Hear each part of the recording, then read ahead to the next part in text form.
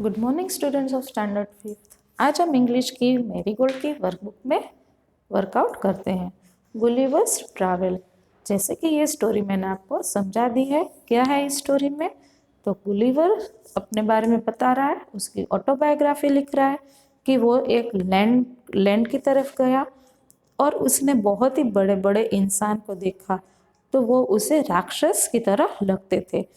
उसमें से एक ने उसको अपने घर पे ले गया और क्या क्या उसके साथ, उसको खाना दिया, सुलाया, और उसके साथ वो क्या दुर्घटना हुई थी, तो उसका जो बच्चा था वो उसको मुंह में डालने जाने वाला था, क्योंकि वहाँ पे उस लैंड में सब बहुत ही बड़े बड़े क्रिएचर रहते थे। इसलिए ये गुलिवर जो है वो बहुत ही डर गया था और उसने अपनी ये ऑटोबायोग्राफी लिखी जो हमने समझ ली है। आज हम इसकी वर्कबुक में कंप्लीट करते हैं। Question A. Answer the following question. Why did the captain send the man to the land? क्यों कैप्टन ने कुछ आदमी को लैंड की तरफ भेजा? The captain sent the man to the land to fill the vessels with water. पानी से वेसल्स को भरने के लिए उसने कुछ आदमियों को लैंड की तरफ भेजा। Why did the man rush back to the ship? वो सारे आदमी शिप में वापस क्यों चले गए? The man rushed back to the ship to save them from the monster. Monster से अपने आप को बचाने के लिए वो सारे शिप की तरफ चले गए। Name the creature to whom you would look like Gulliver. The creature is now extinct. ऐसा क्रिएचर का नाम दीजिए जो इस चैप्टर के साथ मिलता जुलता हो और वो क्रिएचर अभी ना हो जिससे आपको डर लगे। The word begins with the letter D, मतलब कि डायनासोर, वो एक मॉन्स्टर ही है। From the text write the sentences that tell you the following. Text book में से आपको ये सेंटेंस कंप्लीट करने हैं। The giant repairs were fascinated by Gulliver. They all set on the ground to take a good look at me. फिर है Gulliver was a learned man. तो ये आपको टेक्स्ट बुक में से फाइंड आउट करना है कि इसके साथ कौन सा सेंटेंस जुड़ सकता है। The farmer's son thought Gulliver was a toy. On seeing me the child grabbed me from the table and put my head into his mouth. फिर the farmer's wife was kind hearted woman. I would have broken my neck if the mother had not held her apron upon me. Why did Gulliver shout so loudly?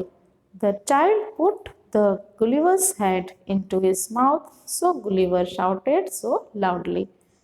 What was he dreaming of?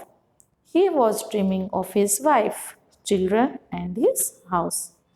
फिर question B की तरफ जाते हैं। Tick right the correct answer. Multiple choice question है। The giant carried a ripping hook because he was going to rip the corn. Ripping hook क्यों साथ में रखा था? क्योंकि कॉर्न को वो लोग रिप करने जा रहे थे। They put Gulliver on the ground to look at him because they had never seen such a tiny man.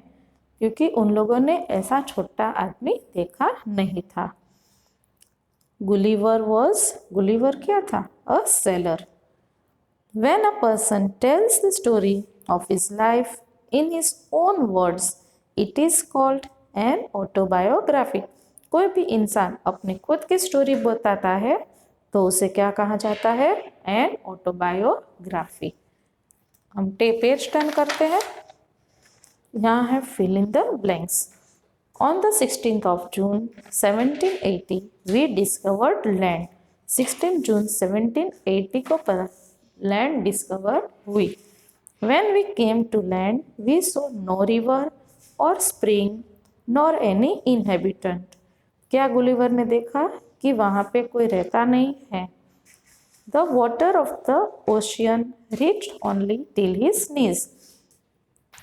Ocean का जो पानी था वो उस मॉन्स्टर के घुटनों तक ही टच कर रहा था। Dinner was brought for the farmer in a dish which was 10 feet in diameter. Now state true or false. The country was barren and rocky. That's true. The monster was able to overtake the speeding boat. False. वो monster था, वो speeding boat को overtake नहीं कर पाया था. There was not a fence from one field to the other. Fence नहीं था, लेकिन वहाँ पे बताया गया है कि फेंस था. I was struck with utmost fear and astonishment and ran to hide myself. True. अब हम जाते हैं एक की तरफ. तो match the following and right complete sentences in the lines given. Match करना है, ठीक है, और आपको ये मैच करके यहाँ पे लिखना है. देखिए यहाँ पे एक आपको बताया गया है. I was writing a letter when ma'am said stop writing. फिर दूसरा है Paul was looking out of the window. He notice. फिर है when I met Arjun he was looking for his dog. तो ये 3 आपको बताया गया है. बाकी के पार्ट जो है वो आपको कंप्लीट करने हैं. Now complete the following suitably. आपको ब्लैंक्स कंप्लीट करनी है. I was sitting in taxi yesterday when I departed. जब मैं निकली तब मैं टैक्सी में बैठी थी. He was cleaning out his cupboard when I reached there. Suddenly, a dog ran out onto the road. Patiently, the teacher walked into the room. Here, easy और strong को मिला के आपको ब्लैंक्स कंप्लीट करनी है. इसमें आपको कंपैरेटिव सुपरलेटिव डिग्री इस्तेमाल करके सेंटेंस पूरा करना है. Skipping is easy. Jumping is easier than skipping. Walking is the easiest of all. The dog is strong. The horse is stronger. The elephant is strongest. तो यहाँ देखा बच्चों, हमने positive, comparative and superlative degree का इस्तेमाल किया. Page turn करते हैं. Now complete the following in the same way using the words juicy or exciting. Juicy और exciting word का इस्तेमाल करके आपको ये पूरा करना है. देखिए उसमें भी आपको comparative superlative डिग्री या पॉजिटिव सुपरलेटिव तीनों डिग्री का इस्तेमाल करके करना है. देखिए एप्पल है, Apple is juicy. Orange, orange is juicier than apple. And sugarcane, sugarcane is the juiciest. फिर है rock climbing. Rock climbing is exciting. Skiing, skiing is more exciting than rock climbing. And river rafting, river rafting is the most exciting. तो इस तरह से हमने ये sentence को complete किया. फिर हम जाते हैं correct the use of describing words in the following sentences. ये जो आपको डिस्क्राइबिंग वर्ड्स दिए गए हैं, simpler, lightest of the to, cleverer, best and better, इसको करेक्ट फॉर्म में आपको रख के कंप्लीट करना है सेंटेंस को. It is the simpler problem of them all. Of them all जबकि आपको दिया गया है तो आपको यहाँ पे सिंपलर की जगह सिंपलेस्ट सुपरलेटिव डिग्री का इस्तेमाल करना है.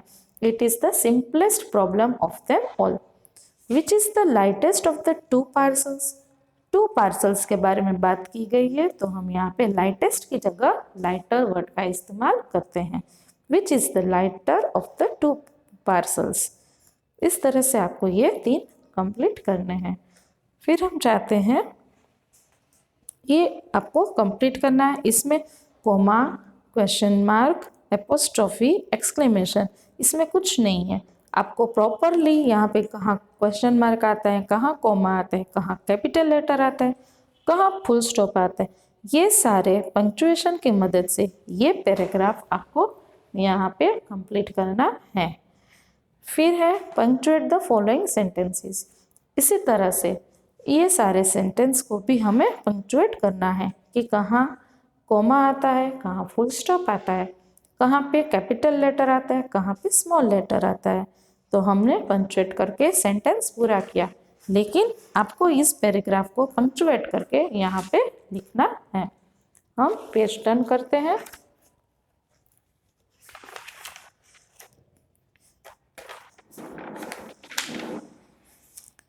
Fill in the blanks. A giant tree, redwood trees of California. अब इसी तरह से आपको ये ब्लैंक्स फिलअप करनी है। अ जाइंट बर्ड कहाँ है, giant land animal, giant water creature, giant reptile, giant aeroplane. तो ये आपको कंप्लीट करना है। फिर यहाँ पे सिमिलीज है। As light as a feather, as slow as a tortoise, as sweet as honey, as white as snow, as strong as an ox, as black as a night, as red as a rose, as warm as a toast, as gentle as a breeze. Use the above expressions to complete following sentences. इसी तरह से आपको expressions use करके यहाँ पे लिखना है। The old man's hair is as white as snow. His feet were as cold as ice. Newspaper boy was as slow as tortoise. I felt as light as feather. फिर इसी तरह से same आपको सिमिली यहाँ पे complete करनी है। हम पेज टर्न करते हैं, पेज नंबर 90 पे। पिक्चर्स देख के ग्रुप में डिस्कस करना है और ये आपको कंप्लीट करना है।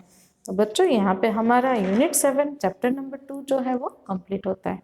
आप अपनी बुक में कंप्लीट कर लेना। Thank you.